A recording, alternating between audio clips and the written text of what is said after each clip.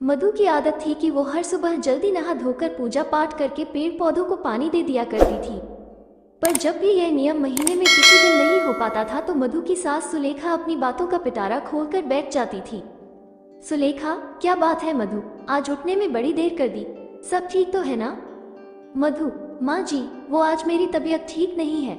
सुलेखा, बस बस, ज्यादा समझाने की जरूरत नहीं है, महीने से हुई हो, साफ साफ बोलो ना और हाँ कान खोल कर सुन लो, तुम हमेशा ये गलती दोहराती हो। पीरियड्स के दौरान किचन में नहीं जाना और ना ही खाने की किसी भी चीज को हाथ लगाना, मंदिर में नहीं जाना और ना ही पूजा करना, तुलसी माता को भी हाथ नहीं लगाना, पीरियड्स के चौथे दिन ही बाल धोना और उसके बाद ही किचन में जाना, 3 दिन अलग कमरे में सोना और पीरियड खत्म होने के बाद ही बिस्तर की चादर को धोना, अचार को भी हाथ न लगाना क्योंकि इससे अचार सड़ जाता है। मधु, पर माँ जी, आप अकेले रसोई कैसे संभालोगी? शीला भी गांव गई हुई है, घर की साफ सफाई, बर्तन, कपड़े, रसोई का खाना पीना कैसे बनाओगी? सुलेखा, मैं कर लूंगी पर तुम घर के सब कामों से दूर रहना। सुलेखा का स्वभाव ऐसा ही था, वो अभी भी पुराने विचारों में जीने वाली महिला थी, इसलिए वो पीरियड्स को घिनौने नजरिए से देखते थे। 3 दिन मधु हद से ज्यादा परेशान हो जाती है। कभी कभी तो इन दिनों में उसका खान पान इतना खराब हो जाता था कि वो बहुत कमजोरी महसूस करने लगती थी। इसका सबसे बड़ा कारण था उसकी सास का पीरियड्स को लेकर अंधविश्वास। मधु, क्या करूं, आज तो मेरी हालत बहुत खराब हो रही है, बार बार बाथरूम जाकर मैं तंग आ गई हूँ, बहुत कमजोरी महसूस हो रही है, मन कर रहा है कि 1 कप गर्म गर्म चाय मिल जाए तो पेट की सिकाई हो जाएगी। पर माँ जी तो मंदिर गई है, दर्द सहन नहीं हो रहा है, मुझे मजबूरी में चाय बनानी होगी। मधु की तबीयत बहुत खराब हो रही थी, इसलिए वो मजबूरीवश अपने लिए रसोई में थोड़ी सी चाय बनाने के लिए जाती है। तभी सुलेखा आ जाती है। वो इतनी तेज गुस्से में चिल्लाती है कि भरी हुई चाय की प्याली मधु के हाथ से छूट जाती है।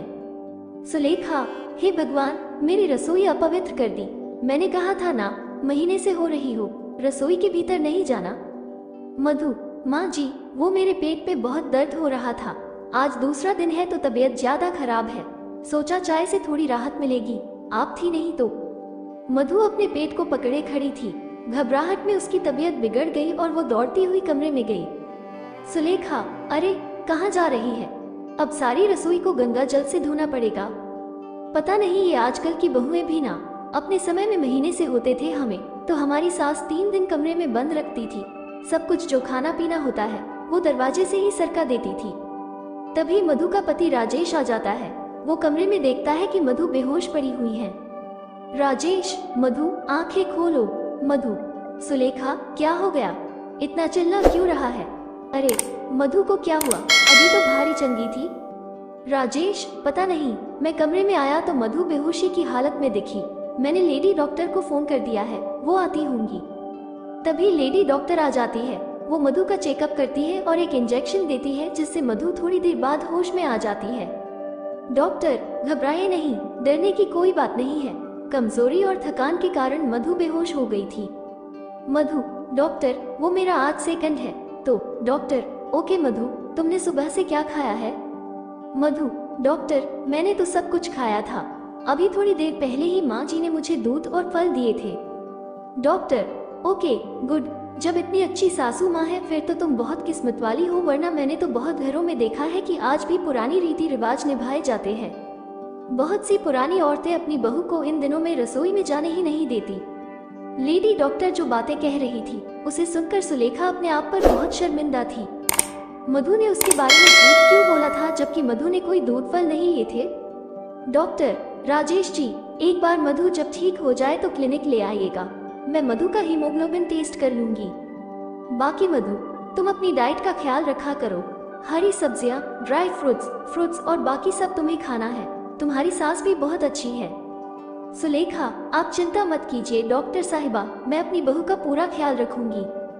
डॉक्टर के जाने के बाद सुलेखा मधु के साथ बहुत प्यार से बर्ताव करती है। रात तक मधु की तबीयत में सुधार आ जाता है। सुलेखा, मधु बहू, ये टिंडे का मसाला जैसा तुम बनाती हो वैसा मुझे बनाना नहीं आता, जरा रसोई में तो आना।